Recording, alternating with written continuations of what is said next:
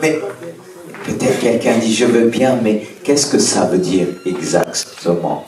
Parce qu'on peut utiliser des mots qui sont vastes, qui n'emmènent nulle part. Et on a un jargon dans notre monde chrétien. Ah, le salut de Dieu. Alors français, ah salut. Mais tu dis quelqu'un dit le salut de Dieu. Ah merci, tu me dis salut. Dieu me salue. C'est quoi le salut de Dieu? C'est cette question qu'on doit se poser et toujours se interroger devant Dieu. Quand on parle beaucoup de salut. Pas vous, non? Hein? On entend le salut de Dieu. Mais c'est quoi être revêtu du salut? Peut-être si je dis c'est quoi le salut, vous allez répondre aussitôt. Mais ici je dis c'est quoi être revêtu du salut? C'est quoi? C'est mon manteau là? Hein? C'est ce que je porte là qui veut dire le salut de Dieu. Et une fois se revêtir de ce salut, on peut se dire mais comment? Parce que quand vous me prenez un manteau, il y a aussi, vous n'allez pas pour vous mettre vêtir du manteau, vous n'allez pas mettre les jambes, les pieds. C'est un manteau, vous prenez comme un pantalon. Non? Mais si on perd la tête, on peut faire l'inverse. Eh bien, quelque part, aujourd'hui dans notre monde, en ce qui concerne Dieu, les gens font l'inverse. Ça peut nous faire rire si on donne quelqu'un un pantalon, il va essayer de dire ah le pantalon c'est un bon manteau. Et on vient, la veste a dit ah quel cadeau, j'ai plus de pantalon, je vais pouvoir filer là aujourd'hui un bon pantalon. Mais on peut rigoler, on peut dire oh c'est bête. Mais spirituellement, qu'est-ce qu'on fait? Sincèrement, spirituellement, qu'est-ce qu'on fait? On fait l'inverse. N'est-ce pas que la Bible dit dans le temps on appellera le mal bien et le bien mal. C'est un peu comme ça. C'est l'inverse. C'est pour ça qu'il est important de comprendre ce que c'est le salut. Mais pour cela, qu'est-ce qu'on va lire? D'abord un passage et ensuite je donnerai la définition selon la Bible. Mais on va retrouver, je dis bien presque, tout le résumé en ce qui concerne le salut. Vous savez, dans la Bible, il y a des mots-clés qu'on peut retrouver même dans l'Ancien Testament, parce que notre Dieu s'est révélé pleinement aussi dans l'Ancien Testament. Certes qu'on peut dire, non, il s'est révélé pleinement dans le Nouveau Testament. Oui, mais aussi pleinement dans l'Ancien Testament. Parce que l'Ancien Testament nous révèle le Nouveau Testament. Et l'Ancien Testament a quelque part caché. Mais si a caché cette réalité, ça ne veut pas dire qu'elle n'existe pas. Elle était là, comme on peut chercher quelque chose, on ne la trouve pas, mais elle est là, elle est cachée. Elle est pourtant là. Et elle part du salut. C'est ce que l'Ancien Testament nous emmène dans cette réalité, les choses cachées qui ont été révélées dans le Nouveau Testament. Mais selon le Saint-Esprit, il nous donne cette capacité de découvrir dans l'Ancien Testament, comme certains prophètes ont découvert le salut pleinement dans l'Ancien Testament. Parce qu'ils avaient cette dimension prophétique de voir les choses d'avance. Et lorsque nous recevons le Saint-Esprit, qui était déjà, qui est et qui sera là toujours pour l'éternité. Et c'est lui qui nous donne la capacité de voir les choses qui doivent venir. Alors certains prophètes ont vu les choses à venir. Ils l'ont vu clairement, comme si c'était le présent. Amen. Ça, c'est vraiment la capacité que le Saint-Esprit nous donne. Bon, lisons ce passage ensemble. Il dit, maintenant, c'est dans 2 Chroniques 6, 41, 42. Maintenant, l'Éternel Dieu, lève-toi, viens à ton lieu de repos. Toi et l'arche de la maison, de ta majesté. Heureusement, vous êtes là. C'est pour tester. Que tes sacrificateurs, éternel Dieu, soient revêtus de salut. Et que tes bien-aimés jouissent du bonheur. C'est ce que nous apporte le salut, le bonheur. L'éternel Dieu ne repousse pas ton roi. Souviens-toi des grâces accordées à David, ton serviteur. Chapitre 7. Nous dit, lorsque Salomon eut achevé de prier, le feu descendu du ciel et consuma l'holocauste et les sacrifices, et la gloire de l'Éternel remplit la maison. Amen. Il y a aussi verset 3, c'est ça, 2 et 3. Allez-y. Les sacrificateurs ne pouvaient entrer dans la maison de l'Éternel car la gloire de l'Éternel remplissait la maison de l'Éternel. Tous les enfants d'Israël vinrent descendre le feu et la gloire de l'Éternel sur la maison. Ils s'inclinèrent, le visage contre terre, sur le pavé, se prosternèrent et louèrent l'Éternel en disant, car il est bon, car sa miséricorde durera toujours. Amen. Avant de revenir sur ce passage, je vais vous donner d'abord la définition du salut. Je parle bibliquement, selon la Bible. Pas simplement selon ce contexte, on va y revenir. Selon la Bible, bibliquement, donne-nous cette définition, je l'avais notée. Oh, elle va venir en bas. Bibliquement, le salut, c'est la manifestation de la grâce de Dieu envers tous les hommes. Est-ce que c'est pas simple? C'est la manifestation du salut, c'est la manifestation de la grâce de Dieu envers tous les hommes. Mais on va le retrouver à travers le texte que nous avons lu. Donnez-moi du temps. Car en effet, l'épître Tite nous dit tout simplement, car la grâce de Dieu, source du salut, pour tous les hommes a été manifestée. J'ai paraphrasé en fonction de ce passage qui nous dit, je répète, car la grâce de Dieu est source du salut. On pourra dire aussi le contraire, pour tous les hommes. Car tout simplement, le salut de Dieu, c'est la manifestation de sa grâce sur la personne de Christ qui a été manifestée envers tous les hommes. Et on va encore plus loin.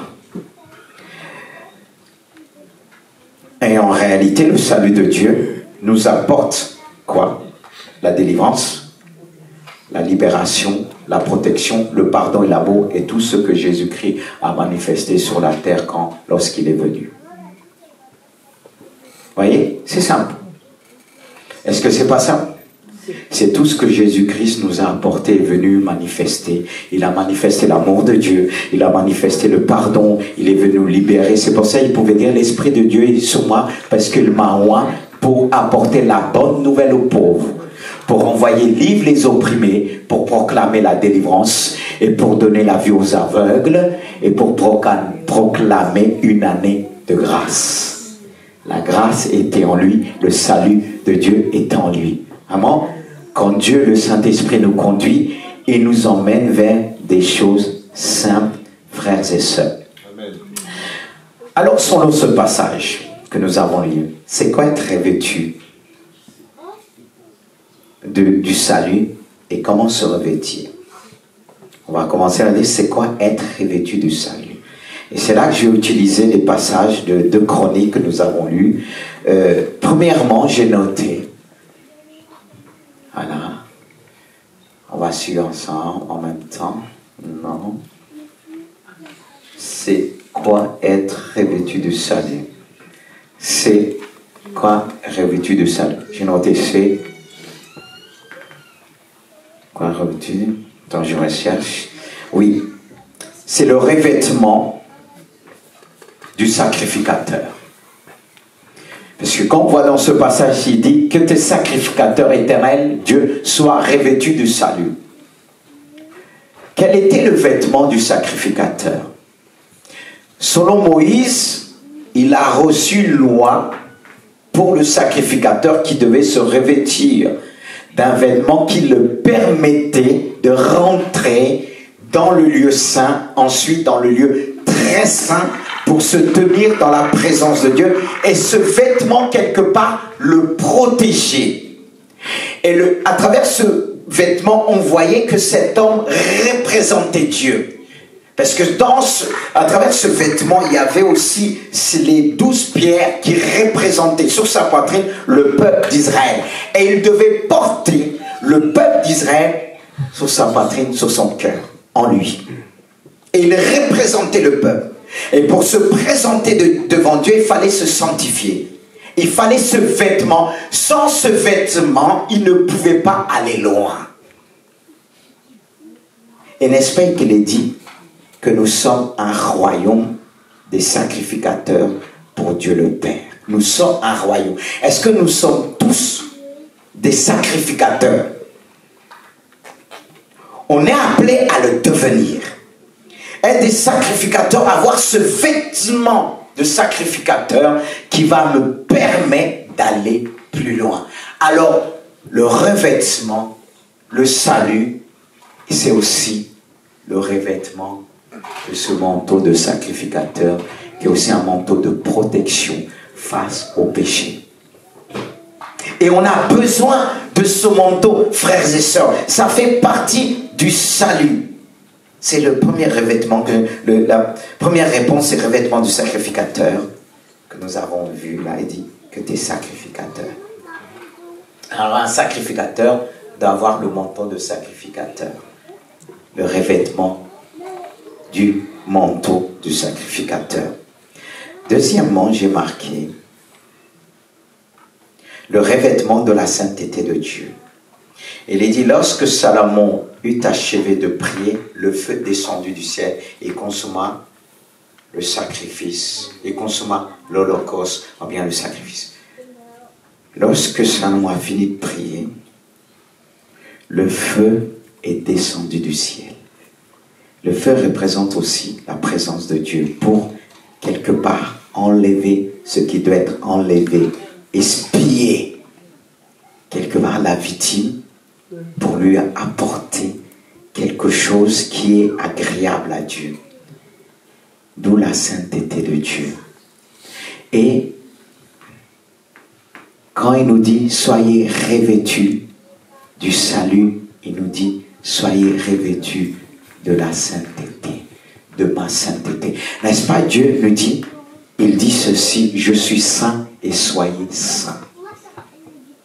Et nous devons avoir ce manteau en nous de sainteté. Et ce manteau-là nous garde du péché.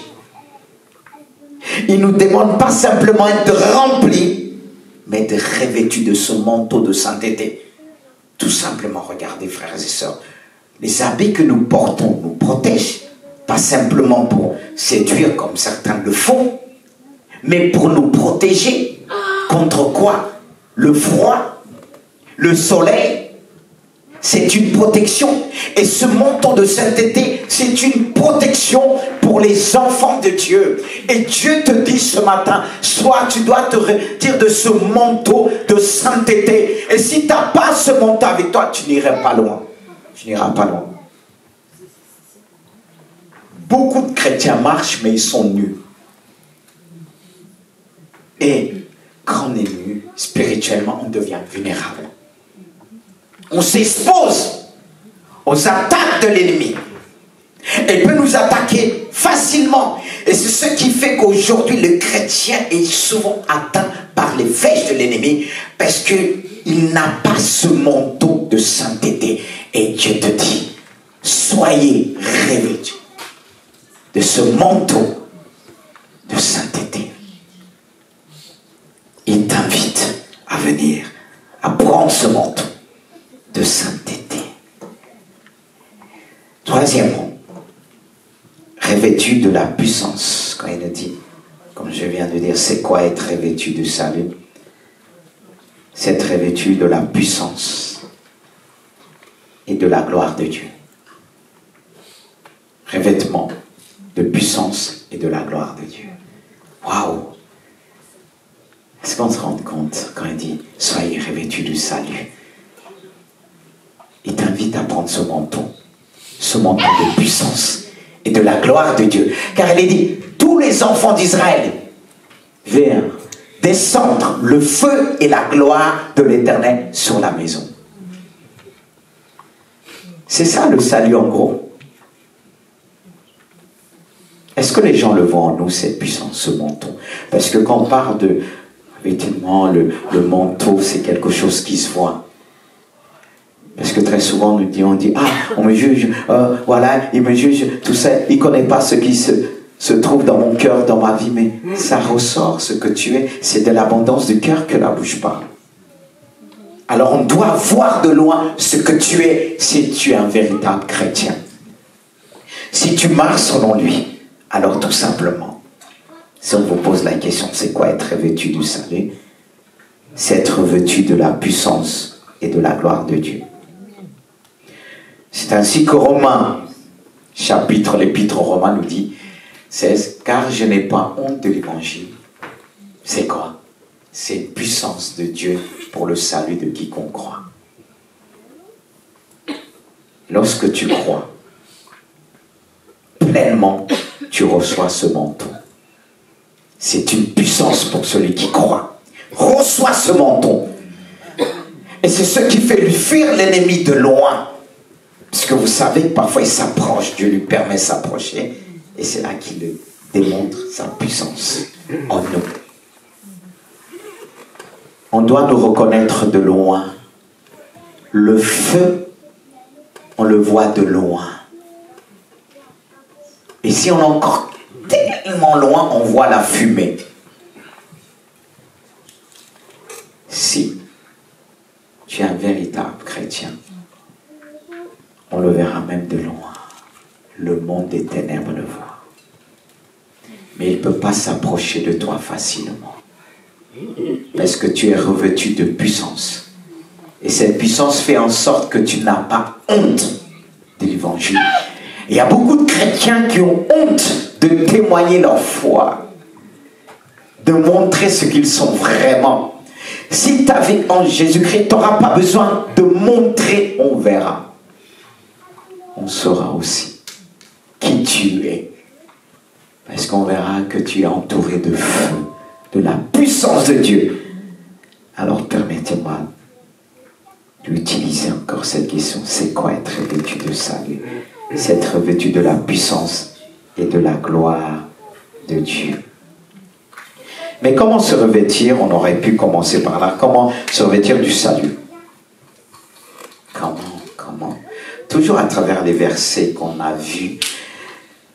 Le verset, toujours le chapitre 6, verset 42, dit « L'Éternel Dieu ne repousse pas ton oint. Souviens-toi des grâces accordées à David, ton serviteur. Souviens-toi. » Jésus est venu comment? À travers la descendance de David. Et là, on voit le Christ quand il dit « Souviens-toi, l'Éternel ne repousse pas ton oint. » Est-ce que Dieu a repoussé le Seigneur Jésus-Christ? La Bible nous dit que Jésus a été oint. La postérité de David a été oint pour permettre la naissance de Jésus-Christ. Car au début, Dieu a dit à Satan, la postérité de la femme, elle enfantera un enfant. Et cette postérité t'écrasera la tête et tu lui baisseras le talon. C'était une prophétie.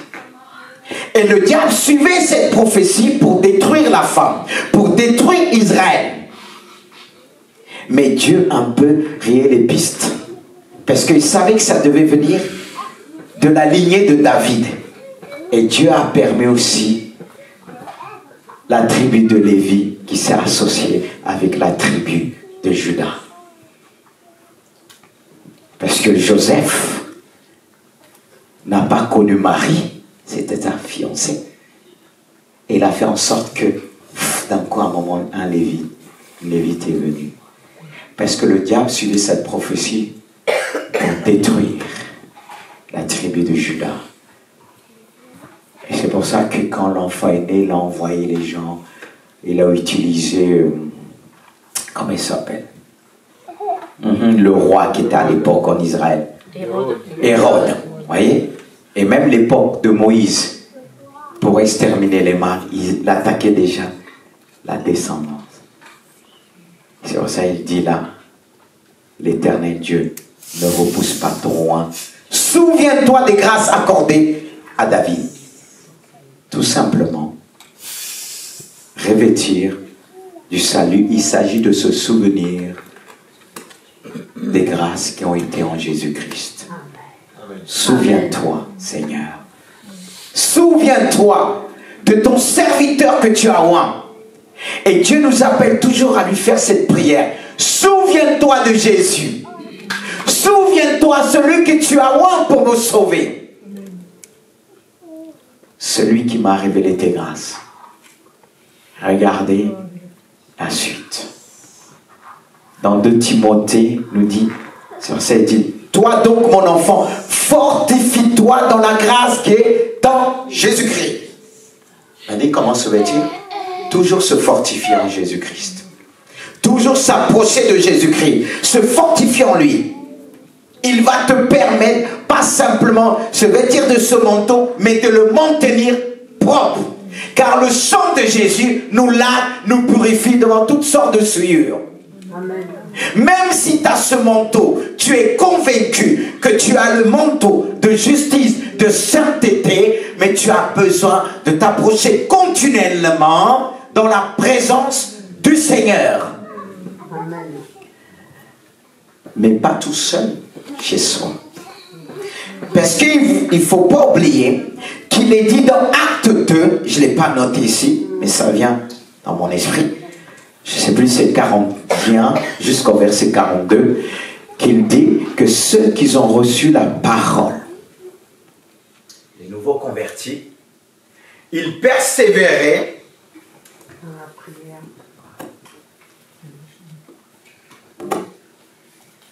Parce qu'on est toujours comment se vêtir de cette puissance, comment rentrer, recevoir le manteau de la gloire de Dieu. Il dit ceux qui ont accepté la parole, ils persévéraient dans l'enseignement des apôtres, ils persévéraient dans la communion fraternelle, ils persévéraient dans la fraction de pain, ils persévéraient aussi dans la prière. Parce que Salomon était un homme de prière, il persévérait dans la prière.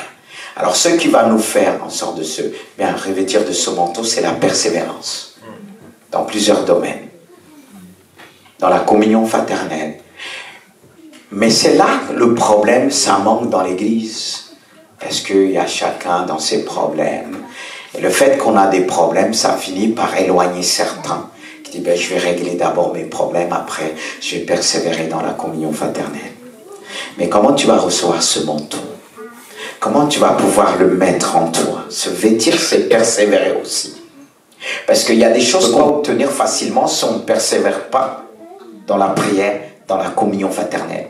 Parce qu'il est dit que la gloire de Dieu est tombée dans la maison de Dieu. Ils étaient là, dans la présence, dans ce rassemblement, dans cette communion fraternelle, que la gloire de Dieu se manifeste pleinement.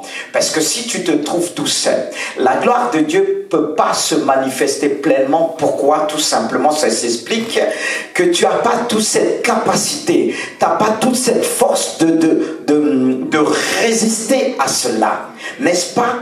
La Bible nous montre qu'on est tous, on forme un seul corps. Et le corps a plusieurs membres. Et ce qui fait tenir le corps, ce sont ses membres, les jambes, les mains, parce que le corps ne peut pas tenir à travers une seule jambe. Le corps ne peut pas tenir à travers une seule main. Parce que s'il y a quelque chose qui vient, même qui doit le faire du bien, même qui doit le faire danser, il risque de se retrouver par terre. Et c'est pareil pour la gloire de Dieu. C'est pourquoi nous devons persévérer dans la communion fraternelle, dans la fraction de pain et aussi dans la prière. Mais c'est là que se trouve le problème de l'Église. C'est pourquoi le diable fait tout pour diviser l'Église, de la séparer. Il met des pensées dans les cœurs, il dit, ouais, il se passe quelque chose, le pasteur fait ceci, le pasteur demande, et paf, Quand tu te retrouves tout seul, et si tu n'as pas cette dimension dans la prière, il va te dévorer, le diable. Voyez? Et là, tu ne pourras pas voir pleinement la gloire de Dieu, parce que tous ceux et celles qui ont vu la manifestation de la gloire de Dieu, ils n'ont pas vraiment tenu. Mais quand ils étaient ensemble dans la chambre haute, quand Dieu a manifesté sa puissance, ils ont tenu parce qu'ils étaient nombreux, ils étaient plusieurs. Est-ce que vous suivez? C'est important de revenir à la base. Parce qu'on vit un peu chacun pour soi, Dieu pour tous. Voilà. Et comment se revêtir toujours? On a dit qu'il faut se fortifier en Jésus-Christ, se souvenir ce qu'il a fait pour nous, et tout ça, c'est un moyen de l'inviter dans la prière, se fortifier dans la grâce et aussi se revêtir du salut. Il y a aussi, on va reprendre Tite, on a déjà, il dit car la grâce de Dieu, source de salut pour tous les hommes, a été manifestée. Elle nous enseigne à renoncer à l'impiété et au convoitise mondaine et à vivre dans le siècle présent selon la sagesse, la justice et la piété. Se revêtir, c'est vivre dans le siècle dans lequel nous vivons, de toutes sortes de péchés, mais il nous demande de vivre selon la sagesse et la justice et la piété, selon Dieu. Est-ce que c'est le cas? Parce que si tu ne vis pas, que tu ne renonces pas, tu ne pourras pas se vêtir de ce manteau. Si tu ne renonces pas à l'impiété, tout ce qui est contraire à la piété, si tu ne renonces pas à tous ces convoitises, des choses que tu convoites dans ton cœur, car le diable, pour te faire tomber, il va t'analyser et pour voir si tu convoites certaines choses qui est interdit, parce que convoitise, c'est tout ce que Dieu interdit bibliquement. Ça veut dire avoir envie des choses que Dieu interdit. On peut avoir envie, mais avoir envie des choses que Dieu interdit, et nous savons tous que le péché attire, n'est-ce pas? Il y a ce que nous appelons pour certains le péché mignon. Mais le péché ne peut pas être mignon. Et le mot mignon nous montre qu'il y a quelque chose de séduisant par le péché. Et c'est là qu'on doit être vigilant. Et c'est là qu'on doit apprendre à renoncer. Il y a des choses que Dieu va permettre, il va t'aider tout seul. Tu vas faire, il va te donner les dégoûts, mais pas toujours. Il y a aussi ta part, il y a des choses dans lesquelles que tu dois renoncer. C'est là le problème. Il y en a qui pensent Dieu va tout faire. Ils croisent les bras. Dieu, si tu veux vraiment que j'abandonne, mets le goût de dégoût. Non, ça ne se passe pas toujours comme ça. Tu dois décider. Tu vas dire, Dieu interdit, alors s'il interdit, je dis non. Dieu sonde nos cœurs pour voir s'il y a le caractère. Il y a ceux qui disent oui à tout. C'est dire oui, oui, oui, oui. Est-ce que tu t'appelles, est-ce que tes parents te donnaient le nom de Madame Oui? Monsieur, oui, oui, oui, oui, oui. Oui, tu peux parfois te faire appeler oui, mais pas toujours. Le lui, parfois, doit être suivi de non. Le non doit venir avant. Mais oui, pour montrer tout le monde, tu es bon. Mais si tu as le manteau là de Dieu, il va t'aider à renoncer à l'impiété, au convoitise mondaine, tout ce qui est mondain dans le monde, et à vivre dans le siècle présent selon la sagesse. La sagesse de Dieu va t'aider de prendre ce manteau, se revêtir de ce manteau, la justice de Dieu, qui va t'aider à faire la part des choses. Et la piété va te permettre que tu reçois le discernement de Dieu. Est-ce que c'est le cas aujourd'hui? Il y a des personnes dans le couple, femmes, hommes, ils ne savent pas dire non, ils pensent dire toujours oui, c'est l'amour. C'est ce qu'on t'a enseigné. C'est l'amour. Il y a des personnes qui disent, il me dit non, il ne m'aime pas. C'est parce qu'il t'aime, il te dit non. Il te regarde droit dans les yeux, toi, quand tu fais, chérie, tu peux me faire ça? Non. Ça refroidit. Non, parce que, aujourd'hui je vais le faire ça, il pourra que dire oui. Et si vous tombez avec un homme comme moi, qui va vous regarder droit dans les yeux avec le sourire, non. Non. Eh bien, je l'ai donné ça, peut-être qu'il va se souvenir. Je bénis ce pasteur, j'ai souri avec lui. Quand je vais venir, ça va incliner de son cœur, hein? Les bienfaits, les dons, ça va incliner. Eh bien non. Eh bien non. Dieu t'appelle aussi, t'as béni pour bénir les autres. Moi aussi, je bénis. Alors, ce que tu fais du bien, c'est pas parce que là, peut-être tu vas m'avoir une fois, mais pas la deuxième fois. On nous a tous eu dans la vie. Mais c'est comme ça qu'on apprend. Hein? Et toi qui vas dire, jamais quelqu'un va m'avoir. Eh bien, tu es dans quel monde? C'est comme ça qu'on grandit. Alléluia. Ça nous fait grandir. Mais il ne faut pas être gagné par la colère. Parce que sinon on tire de tout ce qui bouge. Boum, boum, boum, boum. Personne ne va m'avoir. Tu risques de te lever, il n'y a personne autour de toi. Et tu vas vivre comment? La communion fraternelle, on se frotte, après on se relève. Gloire à Dieu. Et je passe. J'espère que vous suivez bien. Je vais essayer d'aller tout doucement. Et on a dit, on va reprendre le verset 7. Le chapitre 7, verset 1. Non, c'est pas Tite. Tite, c'est plutôt le du 7 de Chroniques. De Chroniques, chapitre 7, c'est une erreur. Voilà. Il est dit, lorsque Salomon a achevé de prier, le feu descendu du ciel, il consuma l'holocauste et le sacrifice, et la gloire de l'Éternel remplit la maison.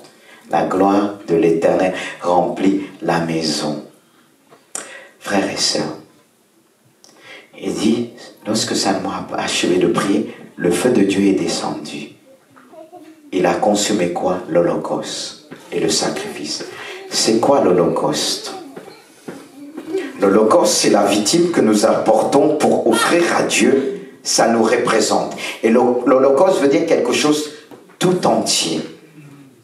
Et comment se revêtir de ce manteau? Qu'est-ce que Dieu va regarder si on est entier, si on est intègre? L'Holocauste nous parle de l'intégrité.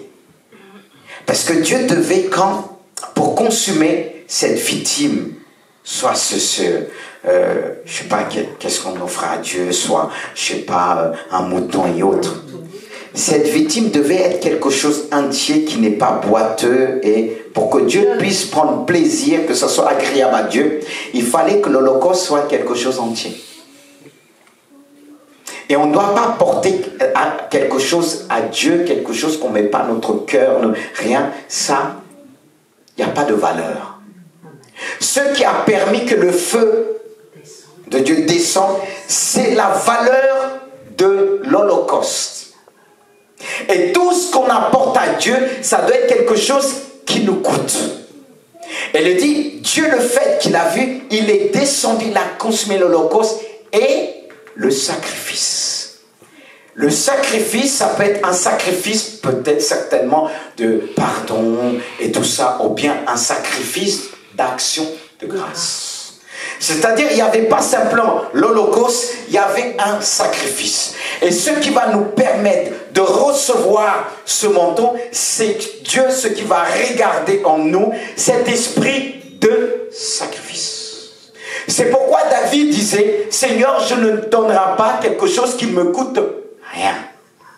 Et nous, on veut venir à la maison de Dieu en disant, Jésus a tout donné, ça fait qu'on vient, on ne donne rien.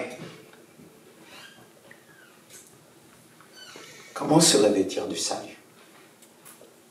Quand Dieu juste a arrêté ce passage, il dit, mais le peuple de Dieu, il vient dans ma maison, les mains vides.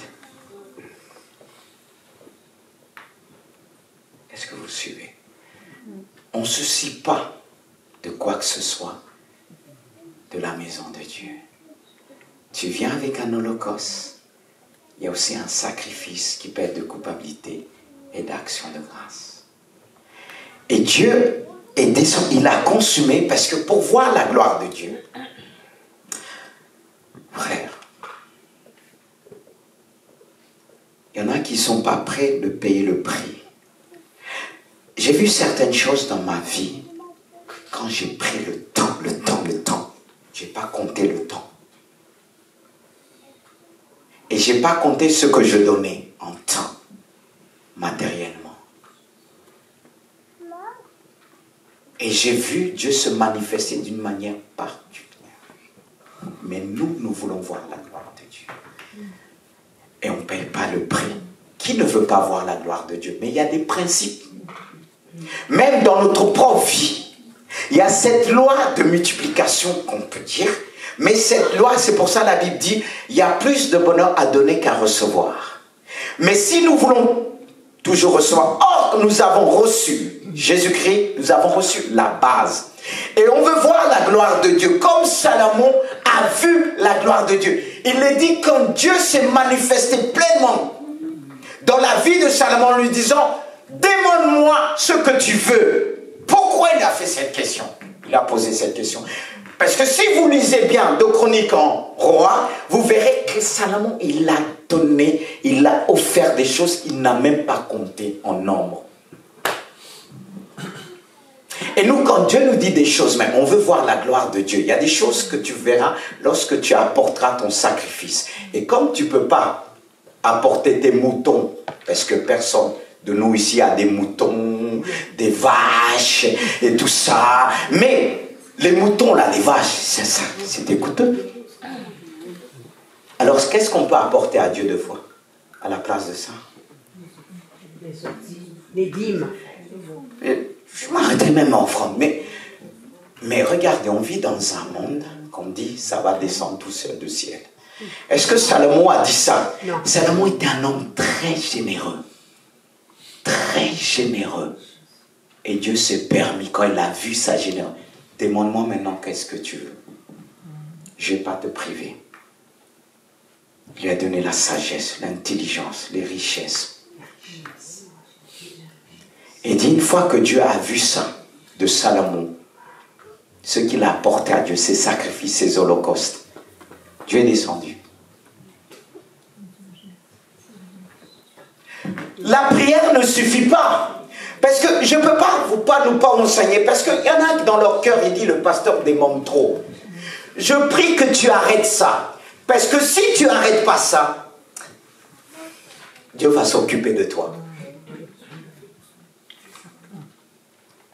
Parce que Dieu connaît son serviteur qui est là. Ceux qui donnent les sacrifices. Vous ne savez pas. Je ne vais pas vous dire. Mais continuez à dire. Quelqu'un dit, ah, le pasteur demande trop. Comment ça, je demande trop? J'ai demandé votre vie. Est-ce que tu payes le prix que j'ai payé moi? Je ne vais pas te dire. Parce que tu vas dire, ah, il fait pitié. Je ne fais pas pitié. Je ne fais pas pitié quand on dit, le pasteur a de problème. Je n'ai pas de problème, je les dépose à mon Dieu. Quand il permet, j'ai des problèmes. Le diable va chercher et dit, hé, Seigneur, tu m'as dit, déchargez-vous de tous vos soucis. Alors je t'emmène mes soucis pour être un homme libre. Comme ça, je peux courir vite. Et quand je prêche avec joie. Je ne prêche pas avec tristesse. Tristesse quand Dieu me fait ressentir cette tristesse. Parce qu'il nous a donné le sentiment de tristesse, ce qui nous permet de discerner. Mais je t'avertis. Parce que je ne veux pas pleurer. Parce que des fois, Dieu permet que ça tombe là. Mais Dieu me dit averti. Il y a des personnes, des fois, Dieu m'a emmené averti. Et quand l'épouse me disait, oui, mais comment t'as dit ça? Mais quand ça arrivait, on m'a appelé pour prier, pardon. C'est à lui que tu dois dire. Certes, c'est la personne que tu calomnies, tu dois dire pardon. C'est pas évident. La responsabilité que Salomon avait, le pauvre, ces richesses-là l'ont fait perdre la tête. C'est là qu'il faut veiller. C'est pour ça que je prie à Dieu que je ne sois pas le seul à posséder, parce que si toi tu pries qu'il n'y a que toi qui as, les gens vont te cambrioler quelque part. ton dépouillé. Parce que si un riche veut qu'il être seul riche dans une ville, on va le voler. Mais si tu veux être tranquille, prie que les autres puissent avoir aussi. C'est ça. Mais on fait notre travail avec le Seigneur. Et toi, tu dis le pasteur et ceci, continue. Moi, je vais continuer ma route. Par contre, toi, Dieu va te reprendre. Et quand tu vas dire, ah, pasteur, prie pour moi, 2 fois, je suis étonné. Les gens que je vois tout gentils, quand il vient, prie pour moi, il dit, ah, j'ai maudit, j'ai dit ça. Toi, t'as dit ça. J'ai dit, ah, servir Dieu, Seigneur, c'est pas évident. Parfois, on croit que les gens nous rigolent, ils nous bénissent, mais ils nous tapent. Heureusement, Dieu met un bouclier derrière moi. Et c'est pas ça qui va m'empêcher de dire la vérité. Parce que j'ai vu ce passage, ce que ça porte. La gloire. Moi, je veux voir la gloire de Dieu ici. C'est pourquoi je vous dirais, emmenez vos offrandes et vous dîmes. Ne volez pas Dieu. 10%, toi tu donnes 5%, 7%. Si vous ne faites pas. Même que 2 fois qu'on donne complet à Dieu, on demande. Moi, je tremble. Est-ce que ça manque rien? Non. Je veux peut-être avoir des problèmes avec personne, mais pas avec Dieu. Non. Parce que si on a Dieu pour ennemi, c'est foutu pour nous. C'est foutu pour nous. C'est pourquoi, frères et sœurs, nous qui voulons voir être comme Salomon. Il y a des gens qui disent, Seigneur, donne-moi la sagesse de Salomon. Donne-moi l'intelligence de Salomon. Mais tu n'es pas généreux comme Salomon. Avant que Dieu lui donne cette sagesse, l'intelligence, il a vu sa générosité. Ce n'était pas que la prière de Salomon, c'était cette action qu'il avait dans son cœur de donner. De donner. Comme cet homme, il y avait une femme qui ne pouvait pas avoir d'enfant. Il disait, c'est un pasteur qu'on dit, il disait, c'était pas de son habitude. La personne vient, il prie, il lui dit, mais donne ce que tu dois donner à Dieu. Il dit, non, lorsque la femme a fait, pourtant elle a jeûné des années, elle a eu un enfant après. Elle a offert à Dieu un sacrifice. La puissance et la gloire de Dieu est descendue. Ça provoque la puissance de Dieu. Est-ce que vous avez su? Je ne vais pas vous retenir longtemps, j'avance. C'est pour ça qu'il est dit, lorsque Salomon eut achevé de prier, le feu est descendu du ciel, il consuma l'holocauste et le sacrifice, et la gloire de l'Éternel a rempli la maison. La maison, on va aller plus loin. Est-ce que je l'ai mis en bas? Parce que 2 fois, on s'avance vite fait, or que la réponse est en bas. Ben, en bas, oui, elle est là. Parce que j'ai posé comme question, c'est quoi la manifestation de la gloire de Dieu? Parce qu'il faut savoir, quand Salomon a fini de prier, il y avait l'action de la prière, l'holocauste qui vient appuyer, qui montre l'expression de son cœur. Il ne fait pas que de prier, il ne fait pas que Dieu dit donne. L'holocauste représente son intégrité, sa personne, et le sacrifice, c'est l'expression de son cœur. Est-ce que vous suivez? L'holocauste, c'est lui-même, son intégrité. Pour te vêtir d'un vêtement, de son manteau, quand Dieu va te donner, il va voir s'il y a l'intégrité pour dire, voilà, là il peut prendre ce manteau. Il va voir s'il y a un esprit de sacrifice pour donner. Parce qu'il doit avoir cette personne, tu intègres, et tout ce que tu fais pour Dieu, tu es entier. Tu n'es pas simplement fidèle, mais tu es entier. Parce qu'il dit, celui qui est heureux, celui qui intègre, car il dit heureux ses enfants après lui. L'intégrité, c'est quelque chose. Et ce que Dieu offrait, et Salomon offrait à Dieu, Dieu voyait à travers ce qu'il donnait, il y avait l'intégrité. Il donnait entièrement, sans regretter. Il y avait l'esprit, le sacrifice. Et c'est ce qui lui permet de faire de lui un véritable adorateur. C'est pour ça que j'ai posé cette question. Oui, tu peux nous donner, c'est quoi la gloire de Dieu? La manifestation de la gloire de Dieu. Parce que si, je vais essayer parce que tu es assis devant moi, je vais te poser la question. Voilà, c'est bien aussi. C'est quoi la manifestation de la gloire de Dieu?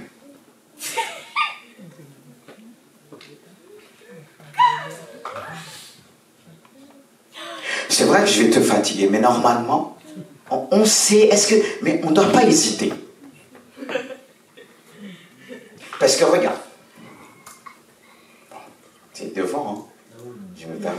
Si on est devant quelqu'un et dit « Ah, la gloire de Dieu !» La personne de l'extérieur va dire « C'est quoi la gloire de Dieu ?» Tu réfléchis, et il va dire « Mais lui, il ne connaît pas son truc, là. »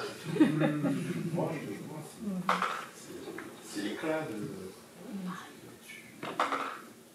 Tu le ressens sur la puissance, sur la personne même, tu la vois. Tu ressens. Oui, c'est vrai, c'est vrai, c'est vrai, c'est vrai, c'est vrai. Elle se manifeste sur...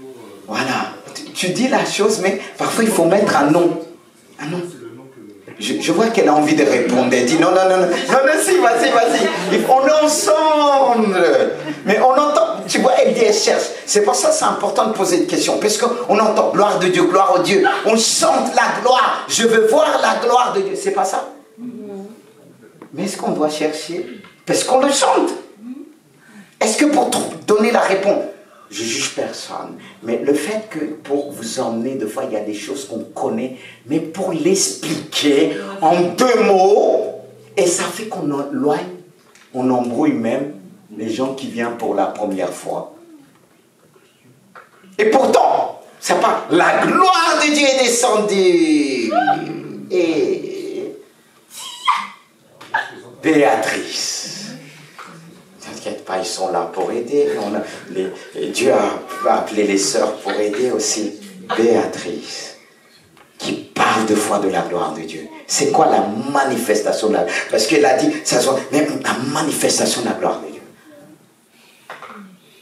Pour moi, la manifestation de la gloire de Dieu, c'est quelque chose de surhumain, de surnaturel, qu'on fait face à la chose et on a une conviction, on a une... je ne sais pas trouver les mots justes. Vous voyez, c'est pas évident. En fait, pour moi, la gloire de Dieu, c'est quelque chose que l'homme même ne peut pas exprimer. Il ne peut pas l'expliquer. Il ne peut pas dire, voilà, A plus B. Oui, non. Oui, non. Mais, tu vas me dire, je suis un Normand avec bien que oui, bien que non. Mais oui, je suis un Normand. C'est pour ça que je me sers en disant oui, bien que oui, bien que non. Ah oui, je ne sais pas, mais est-ce que c'est des mots justes? Parce que tu as dit surhumain.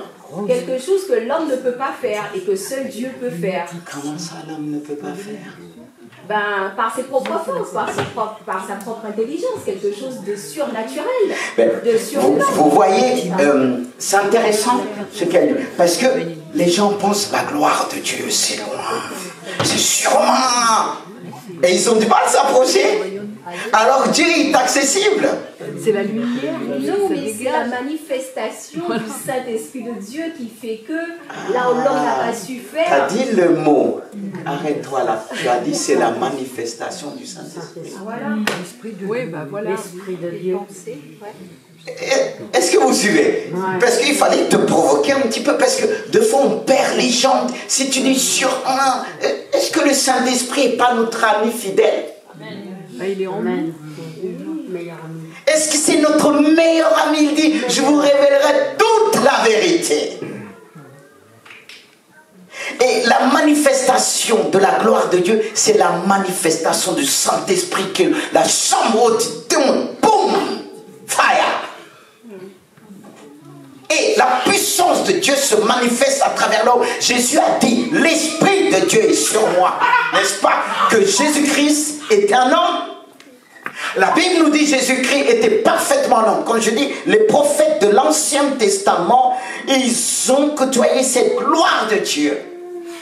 Ils ont marché avec la gloire de Dieu. N'est-ce pas? En nous, on est naturel. Mais on manifeste aussi en nous le surnaturel. C'est pour ça que les gens sont étonnés quand ils voyaient Jésus dire, n'est-ce pas le fils d'un tel? Ses sœurs ne sont pas au milieu de nous. Comment ça se fait? Dieu a choisi les choses faibles du monde pour confondre les forts, viles du monde pour manifester sa gloire. Il est comme ça, des choses insignifiantes. Vous voyez? C'est quand on a dit, c'est la manifestation. Et on le voit dans ce passage. Regardez, verset 3 du chapitre 7. Il est dit, tous les enfants d'Israël virent descendre le feu et la gloire de l'Éternel. Ils ont vu descendre le feu. Ils l'ont vu consumer l'holocauste et le sacrifice. Ce qu'a provoqué la manifestation de la puissance de Dieu, c'est l'holocauste. Et si Dieu ne voit pas ça dans sa maison, la générosité, comment on va voir la gloire de Dieu? Si on n'apporte pas, il dit apportez dans ma maison. Et vous verrez si je ne manifeste pas ma gloire. Les peuples de Dieu, il y a ceux qui prient, ils jeûnent, ils sont radins. Et quand ils donnent le peu qu'ils donnent, ils pensent qu'ils ont donné à la terre entière. Il y en a quand il bénit le pasteur qui vient, moi je bénis aussi. C'est pour ça que parfois on dit non. On dit non parce qu'on sait. C'est pas parce qu'on dit non, parce que pour pas que la personne soit dans des soucis une fois qu'elle parle. Parce que c'est rien. C'est rien par rapport à ce que Dieu nous a donné. Mais ce que mes frères et sœurs, ce qu'on donne ne font pas. Oui, j'ai donné ça, il n'y a que moi qui donne. Mais dans ce que tu as fait bien, tu peux pécher après. Est-ce que Jésus a dit à la croix, j'en ai marre, Dieu, ils m'ont tous abandonné, j'ai donné ceci, j'ai donné cela, j'ai fait des miracles, ils étaient pauvres, ils n'avaient rien à manger, j'ai fait des miracles, multiplication des pains, multiplication, est-ce que j'ai fait. Tout ça pour qu'on te voie. La Bible dit que ta main droite, ou ta main gauche, ne sache pas ce que ta main droite a donné. Les petits miettes là, même celui qui est riche, c'est rien devant Dieu. Parce que l'argent ne peut pas acheter une âme. Les gens disent, l'argent fait quoi? Le bonheur, c'est faux. Les gens là qui sont riches, là, si vous dites la vérité, ils vous disent, ils souffrent. Il y en a qui sont derrière leur argent, ils ont peur de tout perdre. C'est Christ qui fait le bonheur. Souviens-toi de tes grâces. Souviens-toi de la maison de David. Souviens-toi de moi. Fortifie-toi dans la grâce de Dieu et tu connaîtras le bonheur. Alors, mon frère, ma soeur, il est dit que le feu est descendu et la gloire de l'Éternel sur la maison. Et ils s'inclinèrent le visage contre terre sur le pavé. Ils se prosternaient et louaient l'Éternel en disant, car il est bon, car sa miséricorde durera toujours. C'est pourquoi j'ai marqué ceci. Que la grâce de Dieu, déjà, la maison, pour parler de la maison, quand il dit sur la maison, sur le temple, nous on est quoi? On représente quoi? La maison de Dieu. Et quand la gloire tombe, elle tombe dans cette maison qui n'est pas faite de la main d'un homme de pierre, mais de chair. Les hommes ont bâti des temples de pierre, mais Dieu a créé l'homme qu'il soit comme un temple. N'est-ce pas? Le modèle du temple, comment il a été créé. Le parvis extérieur, le lieu saint et le lieu très saint. Et dans l'homme, il y a le parvis extérieur, ta parure extérieure. Et dans ton âme est le lieu saint. Et le lieu très saint, c'est ton esprit. Il a créé l'homme en 3 parties, en 3 dimensions. Et c'est ainsi que le temple est inspiré par rapport à ce que l'homme est. Et la meilleure maison de Dieu, c'est lorsqu'un cœur, une vie est sanctifiée, Dieu vient habiter dans cette maison. Pas simplement dans le lieu très saint, dans ton esprit, dans ton âme, dans ton corps. C'est pourquoi le diable, quand il nous attaque, quand il veut posséder un homme, il veut tenir son âme, mettre des pensées afin de pénétrer dans son âme et pénétrer dans son esprit et le frapper par des maladies. Dieu a créé ce temple merveilleux. Et pour abattre ce temple, il fallait des générations en génération. Car quand l'homme a péché, il a vécu le premier homme encore plus que 900 ans. Il fallait 900 ans pour détruire ce que l'homme est. Le péché ne pouvait pas détruire d'un coup. Le diable permet des maladies dans le monde pour détruire les hommes. Mais Dieu a fait de ce temple un temple solide. C'est pourquoi lorsqu'on revient à Dieu, Dieu nous sanctifie. C'est ainsi qu'il est dit. Recherchez la paix avec tous et la sanctification avec laquelle nul ne verra le Seigneur. C'est ce vêtement de sainteté, de pureté qui va te permettre de voir la gloire de Dieu. Dieu va descendre en toi de nouveau. Car il a dit, créer l'homme selon notre image. L'homme a été créé pour la gloire de Dieu. N'est-ce pas qu'il est dit? Un homme, Dieu a créé aussi la femme pour la gloire de Dieu. Pour la gloire de l'homme. Mais tous ont été créés pour la gloire de Dieu. L'homme et la femme, quelque part, révèlent la gloire de Dieu. Et le diable est venu pour tout détruire. Pour faire éteindre cette gloire de Dieu sur la terre. C'est pourquoi il est dit, toute la terre est remplie de ma gloire. Car toute la terre est remplie des hommes et des femmes de Dieu, sanctifiés, lavés par le sang de Jésus. Et partout on voit des chrétiens. Partout on voit la gloire de Dieu. Tu reflètes selon la gloire de Dieu. Tu n'es pas rien. C'est vrai lorsqu'on dit je suis rien. C'est pour nous garder dans l'humilité. Mais tu n'es pas rien. Il t'a créé selon son image. Regardez comment le diable a trompé l'homme. Quand il est venu au départ, Dieu il sait que tu seras comme lui. Tu es une grosse partie de Dieu. Tu es la main de Dieu. Pourquoi comme? Comme, c'est comme si... Non, il n'y a pas comme. Enlevez le comme. Jésus disait aux pharisiens, vous êtes des dieux, vous ne le savez pas. C'est vrai que quand on parle de ça, on explique bien parce que ça peut pousser à l'orgueil. Quand Dieu a tout créé, l'homme s'ennuyait. Il fallait créer une semblable à lui. Quand il a vu la femme, il dit, waouh, quelle gloire de Dieu. De même, Dieu a pris l'homme de lui-même. Il a permis que ce processus se prolonge par l'homme. Et le diable veut diviser l'homme et la femme aujourd'hui. C'est nous les meilleurs, c'est nous les meilleurs. Les hommes c'est ceci, les femmes c'est ceci. C'est à ça que Dieu nous a appelés. Ça éteint la gloire de Dieu.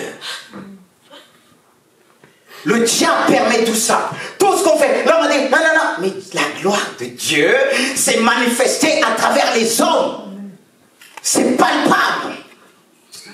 C'est pourquoi lorsqu'ils ont fait ce geste, la puissance de Dieu est descendue. Frères et sœurs, le diable nous montre tellement en disant tu ne feras jamais ceci, nanana, voilà, sans le savoir.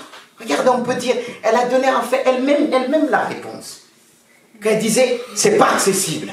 Alors sinon, on ne sera pas habité par le Saint-Esprit. Il habite en nous. On est la maison de Dieu. On est le temple de Dieu. Et cette maison se déplace. C'est pas une maison qui reste sur place. La maison de Dieu se déplace partout dans le monde. Quelle gloire! Et je répète, c'est pourquoi il dit, toute la terre est remplie de ma gloire. Parce qu'elle est remplie des hommes et des femmes remplis du Saint-Esprit. Qui parlent selon le Saint-Esprit. Qui prophétisent selon le Saint-Esprit. Qui marchent selon la sagesse de Dieu. Alors on vient dans la maison de Dieu comme des pauvres. Alors moi, si je demande, apportez, vous croyez que je suis un mendiant. Mais vraiment, quel mensonge de l'ennemi. Quel mensonge de l'ennemi. Je suis un enfant de Dieu. Jamais Dieu laissera son enfant devenir mendiant. L'apôtre Paul et David dit, j'étais jeune et j'ai vieilli, j'ai jamais vu un juste mendier son pain. Et que le peuple de Dieu puisse dire amen. Alléluia. Mais toi tu marches comme un mendiant. Quand tu parles, oui, priez pour moi. Il faut que tout le monde sache que ça va pas. Même si ça ne va pas, tu peux le dire, mais la joie de Dieu est ma force. Amen. La joie de Dieu me permet d'affronter les problèmes, mes frères et sœurs. Alléluia. Amen. Et quand on a dit, oui. Mais quand on creuse bien, tu vas attirer l'attention. Il n'y a pas que toi. Il n'y a pas que toi. Il n'y a pas que tu es le bras. Il y a la jambe. Et Dieu s'occupe de tout le monde. Deux fois, il t'ignore même. Pour te faire retomber, il t'ignore. Parce que là, tu es en train de t'éloigner. Ah, je vais pas. Ça ne veut pas dire ne donnez pas vos sujets parce que vous êtes en train de dire ah oui, il ne faut pas que je dise le passé. Non, mais il dénonce l'état de notre cœur. Salomon, il était entier. Mais il était riche, Dieu l'a béni encore. Parce que tu vas dire, c'est pas normal, lui il l'a, et Dieu le donne encore, moi j'ai rien. Quel est l'état de ton cœur? Quel est l'état de ton cœur? La richesse commence ici. La richesse commence dans le cœur. La richesse te commence à l'intérieur. Dieu veut voir ton holocauste. Alléluia. Et s'il voit, tu l'apportes un holocauste. Quand j'ai marqué la manifestation de la gloire de Dieu, c'est la manifestation de la puissance du Saint-Esprit. Sur la maison, sur le temple, qui va susciter en nous un esprit de sacrifice. Ou bien l'esprit de sacrifice va provoquer. Et aussi une intégrité et l'adoration. Parce qu'il est dit au verset 3, ils sont prosternés. Ils faisaient quoi? Ils adoraient. C'est pour ça qu'il est dit, les vrais adorateurs adoreront Dieu en esprit et en vérité. Les vrais adorateurs adoreront Dieu en esprit. Pas parce qu'ils ont pas, mais parce que le cœur est rempli. Combien même je n'ai pas de quoi manger, mais je continuerai à dire, Dieu est un Dieu qui donne à ses enfants. Combien même il ne me donne pas. Qui me donne pas, je prêcherai la foi. Oui. Parce que pour beaucoup, attendent d'avoir pour prêcher Dieu. Dieu est capable de guérir. Combien même si j'ai mal à la jambe, je sais que Dieu peut utiliser mon cœur pour guérir. Je sais que mon Dieu peut utiliser les cœurs pour délivrer. Alléluia.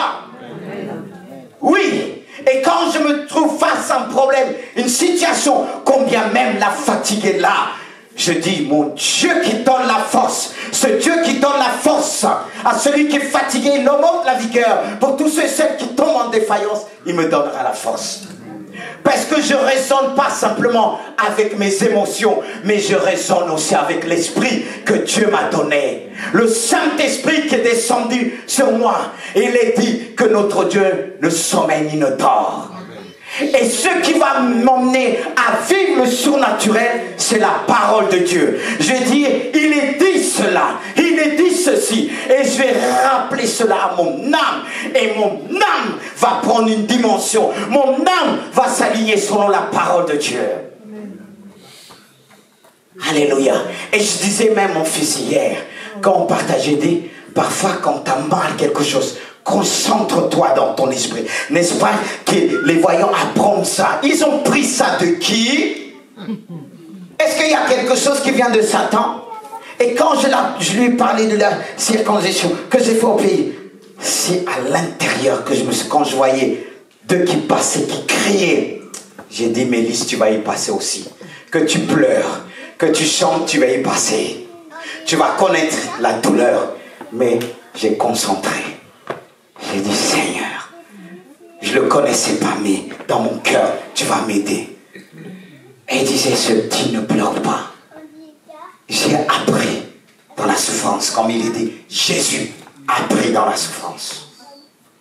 Appris et le fait dans ton cœur, que c'est là que tu vois la gloire de Dieu. C'est là que tu vois, on se surpasse. Parce qu'il a donné la dimension à l'homme. À la femme aussi. Quand tu parles à ton âme, il dit, mon âme dit de ta part. David parlait en disant, mon âme dit de ta part. C'était pour se fortifier. Quand il dit ceci à Josué, qui avait peur, il n'y avait plus. Prends courage et fortifie-toi. Prends courage et fortifie-toi. Deux fois les problèmes nous abattent, mais prenons la parole de Dieu. Amen. Quand je dis bien-aimé, elle aura le temps de témoigner. Rien n'allait. J'ai dit, tu vas déclarer chez toi. Tu vas déclarer. On va acheter. Prends la Bible. Commence à marcher. Déclare. La personne qui viendra va être attachée à ta maison. Et c'est ce qui s'est passé. Amen. C'est ce qui s'est passé. Comprenez-moi. C'est ce qui s'est passé. Toi qui dis que tu es toujours nul, eh bien tu resteras nul. Toi qui dis que tu es bête, tu resteras bête. Dieu t'a donné la bouche et tu te maudis. Dieu t'a donné, confesse des paroles positives. C'est vrai qu'on reprend les enfants, on se ressaisit. C'est vrai qu'ils nous énervent des fois, mais on se ressaisit et dit, ouais, comme on dit, je dis, non, je me battrai jusqu'à la fin. Le meilleur va sortir. Parce que Dieu m'a donné la bouche pour bénir. Dieu m'a créé pour bénir. Je suis né pour le servir. Je suis né pour bénir. Alors si tu veux voir la gloire de Dieu, il ne s'agit pas de parler. Parce qu'il y a des offrandes qui parleront de ta part. Les offrandes là, ils ont parlé de la part de Salomon. Il a tellement donné. Dieu a dit non, arrête de donner. Demande-moi maintenant ce que tu veux. Je sais que tu n'as pas de limite quand tu donnes. Je sais que tu n'as pas de limite. Il a demandé Dieu l'intelligence. Et Dieu l'a dit, je te donnerai la sagesse plus qu'aucun sur la terre. C'était dû à quoi, à la prière? Je pose la question. C'est dû à la prière? C'est dû à la prière? La prière accompagnait l'action qu'il a fait en disant Seigneur, c'est pour toi. Il n'avait pas calculé, je te donne et tu me donnes. Je te donne et tu me donnes. Voilà, je le donne, il va me bénir. Non, non, il a tellement donné. Ce que Salomon a donné, on ne pouvait pas le compter. Alors toi qui demandes la sagesse de Salomon, commence par là. Alléluia. Je pense que j'ai assez dit. Je bénis Dieu qui nous fait comprendre c'est quoi le salut. Il doit se manifester en toi. Regardez, il y a la misère dans le monde. Mais si on n'est pas capable de rassembler ce qu'on a, comment on va aider le monde? Il est dit les apôtres apportaient et on pouvait aider. Quand on nous a demandé de quelques denrées alimentaires, il n'y a plus rien. Les gens ont peur. Et comment on va peser devant les musulmans? Comment la gloire de Dieu va se manifester? Le peuple de Dieu est centré sur soi-même. Quand je suis parti regarder, je dis, mais c'est vrai, on est tenté de raisonner quand, ah Seigneur, je comprends, il y a la crise. Il n'y avait pas la crise à l'époque. Il n'y avait pas la crise à l'époque. Il n'y avait pas la famine. L'union fait la force. L'union fait la force. Il faut que je vous prêche dessus, parce que deux fois, je vois les choses, j'ai honte même. Après, on va trouver toujours une excuse. Avec le temps, je vais témoigner. Par où je suis passé, la gloire de Dieu. Avant, je disais, ah, Dieu m'a quand même permis de partir en Afrique, connaître la famille. Je disais, aujourd'hui, je bénis Dieu, ce qui me donne la force de tenir. Je comprends Jésus quand il dit, j'ai appris l'obéissance par la souffrance. C'est pas qu'il y avait toujours la souffrance, mais il a pris. Et Dieu sonne nos cœurs à travers la souffrance qui va venir si on va continuer à être généreux comme Salomon. Dieu a dit à cette femme, moi d'abord, qu'avait une poignée. Avant, je disais, Dieu, je ne vais pas prêcher dessus. Dieu m'a repris. J'ai dit, son frère, les gens me disent, oui, on demande. Dieu m'a repris et dit, je connais ton cœur. Parce qu'on vous a pris les aînés parfois. Au départ, on était dur. Même quand les gens venaient pour nous bénir, on disait non. Non. Mais est-ce qu'ils ont tort? Est-ce qu'ils ont tort? Parce qu'il y en a qui pensent à travers ce qu'ils donnent que bon, on dépend de ça. Ma vie dépend de Dieu. Ma vie dépend de Dieu. Jusque la fin dépendra de Dieu. Parce que je sais à qui j'ai mis ma confiance. À qui je sais. Est-ce qu'on peut prier? Et je veux te communiquer cette passion de Christ. Alléluia. Est-ce qu'on peut se mettre debout? Il y a la joie de Dieu parce que je sais que mon Dieu est vivant. Comme dit, prends tout, mais laisse-moi Jésus.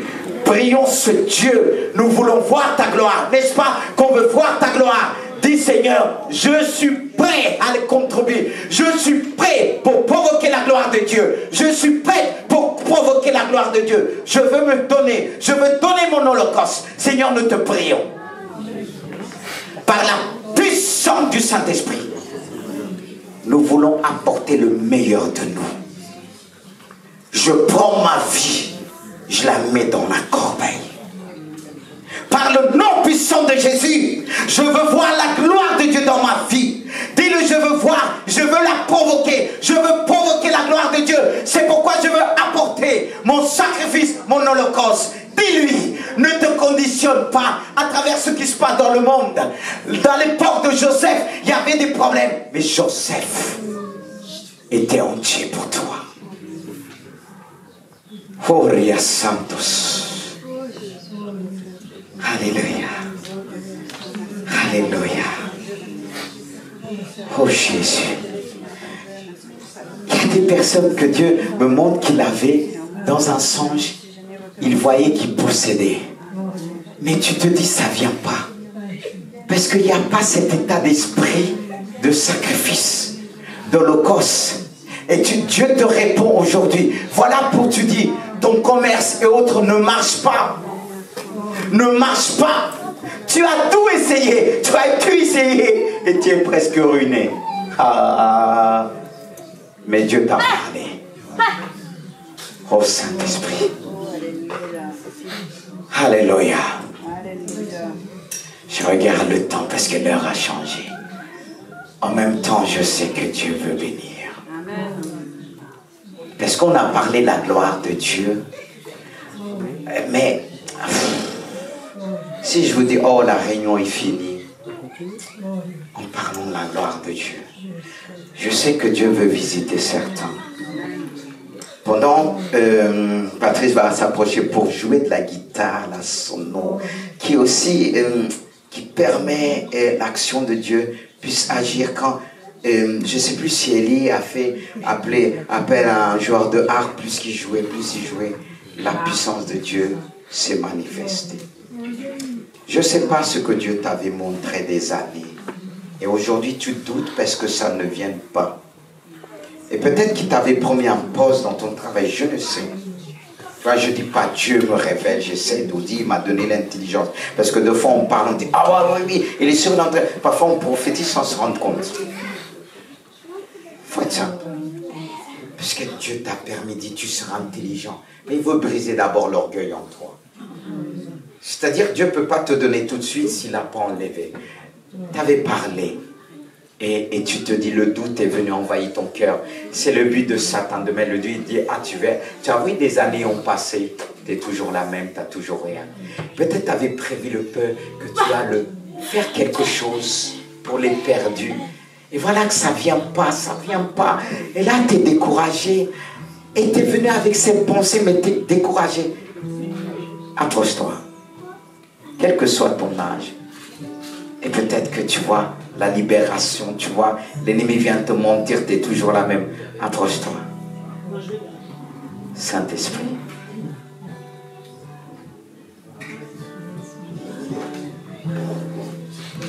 Alléluia.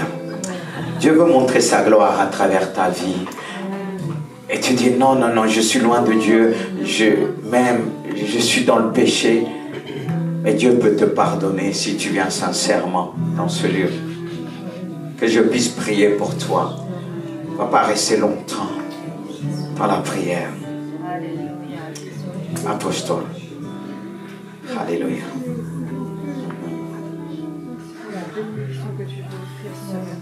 Kyrios Santos.